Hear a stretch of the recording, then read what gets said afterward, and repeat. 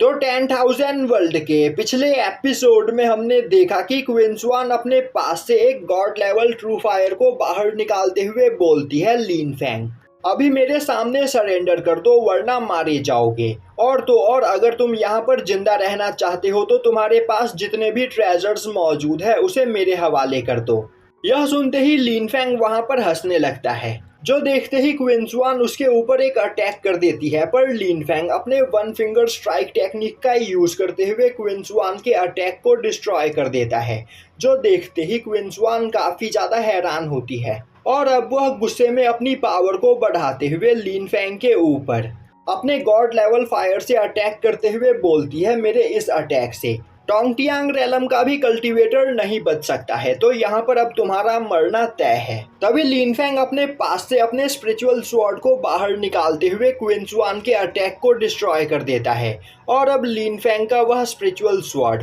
क्विंसवान की ओर काफी तेजी से आगे बढ़ने लगता है, जो देखते ही क्विंसवान अपने पास से एक सेमी गॉड लेवल सील को बाहर निकालती है और अब वह उसे एक बैरियर की तरह यूज करते हुए लीन फैंग के अटैक को ब्लॉक करने की कोशिश करने लगती है, जिससे लीन फैंग का स्पिरिचुअल स्वॉर्ड डिस्ट्रॉय हो जाता है। और अब वहां पर एक काफी बड़ा ब्लास्ट होता है, जिस ब्लास्ट के प्रेशर से लीन फैंग उड़ते हुए दूर जाकर गिरता है। यह देखते ही टाई सेक्ट के सभी डिसाइपल्स परेशान हो जाते हैं। तभी साउटियान बोलता है, यह लोग तो यहाँ पर फाइट करने के लिए सेमी गॉड लेवल वेपन्स का यूज कर रहे हैं, तो मास्टर अब आपको होल्ड बैक करने की कोई जरूरत नहीं। तभी धुएं के अंदर से लीन फैंग काफी तेजी से बाहर निकलते हुए उस डिवाइन सील को एक पंच करके डिस्ट्रॉय कर देता है और अब वह क्विंसवान की ओर अटैक करने के लिए आगे बढ़ता है, जो देखते ही क्विंसवान लीन फैंग के ऊपर दोबारा से अपने ट्रू गॉड लेवल फायर से अटैक करती है। पर लीन फैंग अपने पावर प्रेशर से क्विंसवान को खुद से दूर कर देता है।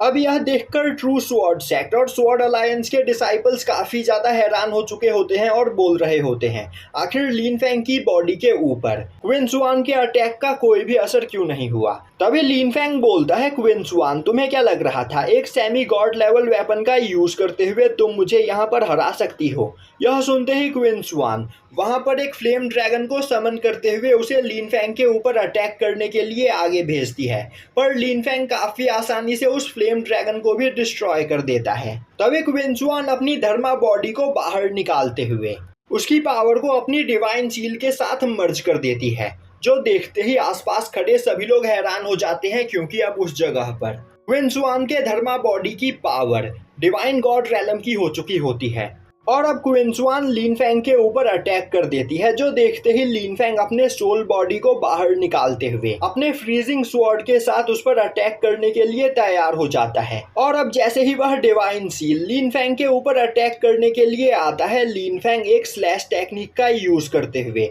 उसे डिस्ट्रॉय कर देता है और अब वह स्लैश अटैक सीधा क्विंसवान की ओर आगे बढ़ने लगता है, जिसे वह एक बैरियर बनाते हुए प्रोटेक्ट करने की कोशिश करती है, पर उसका बैरियर डिस्ट्रॉय हो जाता है, जिससे वह वहां पर काफी ज्यादा घायल हो जाती है। दूसरी ओर स्वॉर्ड अलायंस और ट्रू गॉड सेक्ट के डिसाइपल्स काफी ज्यादा हैरान होते हैं और बोल रहे होते हैं, लीन फैंग के पास यहाँ पर एक गॉड लेवल स्वॉर्ड है, आखिर ऐसा कैसे हो सकता है। हमारे सेक्ट के बस कुछ गिने चुने मास्टर के पास ही गॉड लेवल स्वॉर्ड है, पर यहाँ पर लीन फैंग गॉड लेवल स्वॉर्ड का यूज कर रहा है। दूसरी ओर लीन फैंग अपने स्पिरिचुअल हैंड का यूज करते हुए क्विंसवान के डिवाइन सील को अपने कब्जे में लेने की कोशिश करता है, जो देखते ही क्विंसवान गुस्से में लगातार उस स्पिरिचुअल हैंड के ऊपर अटैक करते हुए उसे डिस्ट्रॉय कर देती है। पर लीन फैंग अपनी पावर को बढ़ाते हुए उस स्पिरिचुअल सील को अपने पास ले आता है और अब वह उसके ऊपर कंट्रोल करते हुए उसे अपने पास रख लेता है और बोलता है, आज से तुम्हारा यह डिवाइन सील मेरा हुआ, तो इसके बारे में भूल जाओ। यह सुनते ही क्विंसवान अपना डिवाइन सील वापस पाने के लिए लीन फैंग के ऊपर अपनी पूरी पावर का यूज करते हुए अटैक करती है, पर लीन फैंग काफी आसानी से उसके अटैक को डिस्ट्रॉय कर देता है, जो देखकर वह बहुत ही ज्यादा परेशान हो जाती है। तभी स्वॉर्ड अलायंस और ट्रू स्वॉर्ड सेक्ट के डिसाइपल क्विंसवान के साथ आकर खड़े हो जाते हैं और अब एक लड़की क्विंसवान से बोलती है, यहाँ पर लीन फैंग के पास कई सारे कीमती ट्रेजर्स मौजूद है, तो हम आज लीन फैंग को यहाँ से जिंदा बाहर नहीं जाने दे सकते हैं, तो फिर क्यों ना हम तीनों एक साथ मिलकर इसे जान से मार दे और इसके पास जितने भी ट्रेजर्स मौजूद है उसे आपस में बांट ले। अब यह सुनकर क्विंसवान को यह आइडिया काफी ज्यादा पसंद आता है, तभी एक दूसरा पर्सन आगे बढ़ते हुए बोलता है, लीन फैंग के साथ साथ क्यों ना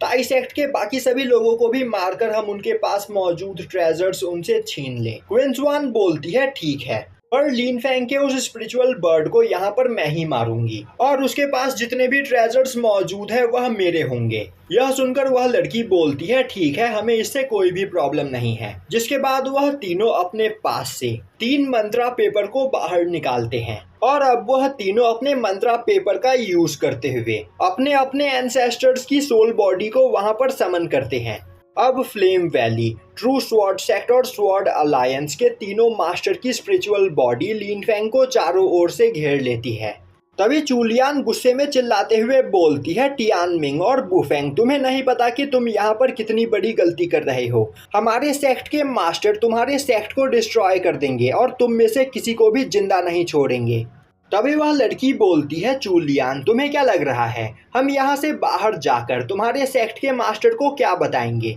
हम उनसे कहेंगे कि फॉरबिडन एरिया में मौजूद डीमंस ने तुम्हारे ऊपर अटैक किया था और उन्होंने तुम सभी को जान से मार दिया,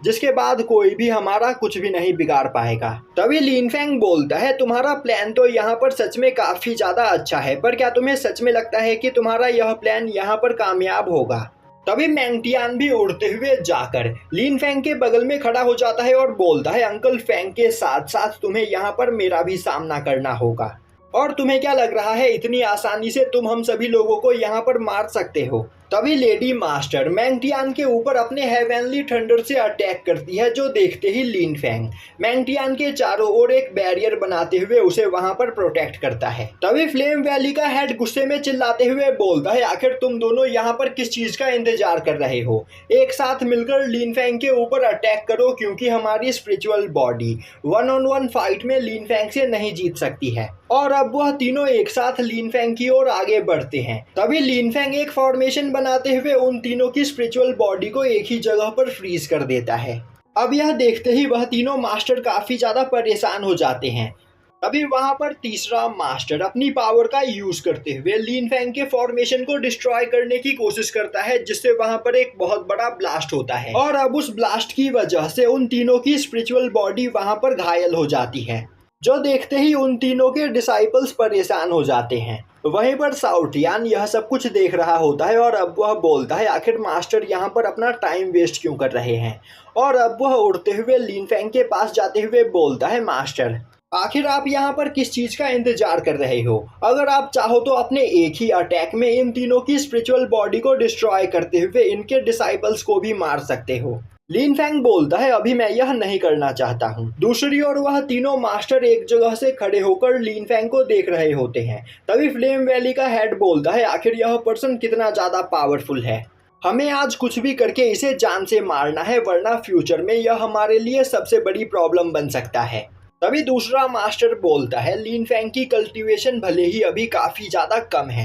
पर इसके बावजूद यह काफ़ी आसानी से हेवनली गॉड रैलम के किसी भी कल्टीवेटर को हरा सकता है, तो हमें यहाँ पर सोच समझकर कदम उठाना होगा। तभी वह लेडी मास्टर बोलती है, यहाँ पर हमारे बात करने का कोई भी फायदा नहीं, हम तीनों को एक साथ अपनी पावर को मर्ज करते हुए लीन फैंग को मारना होगा। और अब वह तीनों लीन फैंग के ऊपर अटैक करने के लिए तैयार हो ही रहे होते हैं। तभी साउटियान उड़ते हुए उनके पास आता है और अब वह बोलता है, तुम तीनों सच में बहुत ही ज़्यादा कमज़ोर हो, और सच कहूँ तो तुम इतने ज़्यादा कमज़ोर हो कि मेरे मास्टर तुम्हारे ऊपर अटैक करना भी नहीं चाहते हैं। इसीलिए अब यहाँ पर तुम्हारा अपोनेंट मैं हूँ, तो मुझसे फाइट करने के लिए तैयार हो जाओ। यह बोलते हुए वह हेवनली स्वॉर्ड फॉर्मेशन बनाते हुए उन तीनों के ऊपर कई सारे स्पिरिचुअल स्वॉर्ड से अटैक करने लगता है, जो देखते ही फ्लेम वैली का हेड आगे बढ़ते हुए अपने फ्लेम ईगल मार्शल सोल से साउटियान के सभी अटैक्स को डिस्ट्रॉय कर देता है।